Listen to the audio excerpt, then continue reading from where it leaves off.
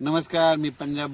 त्याच्यानंतर राज्यातल्या सर्व शेतकऱ्याला सांगू इच्छितो की तुम्ही काय करा, 14 तारखेपर्यंत म्हणजे 14 एप्रिल पर्यंत तुम्ही तुमचं कांदा काढा, झाकून ठेवा. त्याच्यानंतर हळदी देखील आता उद्यापासून शिजवायला काही हरकत नाही, पण 14 तारखेला मात्र झाकून ठेवा. कारण की राज्यामध्ये आता याच्यानंतर 14, 15, 16 एप्रिल दरम्यान परत एकदा असंच वातावरण खराब होणार आहे. म्हणून हा अंदाज लक्षात येतात. ही अंदाज फक्त पूर्वकल्पना म्हणून देत आहे.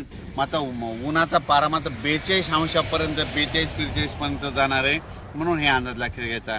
आणि 9 आणि 10 एप्रिलला एकदा परत ढगाळ वातावरण राहणार आहे. मात्र 14, 15, 16च्या दरम्यान परत एकदा राज्यात वातावरण खराब होणार आहे. म्हणून हा अंदाज लक्षात घ्यायचा. म्हणून हे पूर्वकल्पना म्हणून आज देत आहे. परत अंदाज उद्याचे लगेच देणार आहे. पण शेतकऱ्याला सांगू इच्छितो की उद्यापासून हवामान कोरडं होणार आहे. आता अवकाळी पाऊस काय येणार नाही.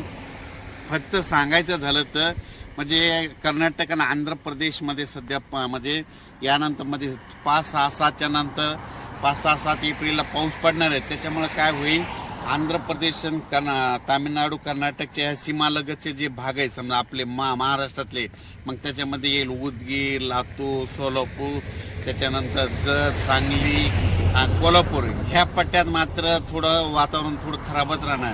म्हणजे 5-6-7 एप्रिलला ढगाळ देखील राहणार आहे आणि तिकडे कर्नाटकला पाऊस पडणार आहे. त्याच्यामुळे थोडंफार तिकडे कमी जास्त प्रमाणात थोडं पावसाचं वातावरण राहणार आहे.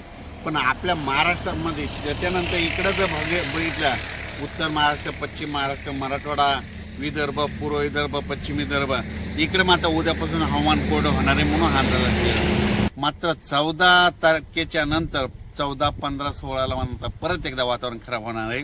म्हणून हा अंदाज लक्षात घ्यायचा. अचानक वातावरणात बदल झाला तर लगेच एक मेसेज दिला जाईल. धन्यवाद.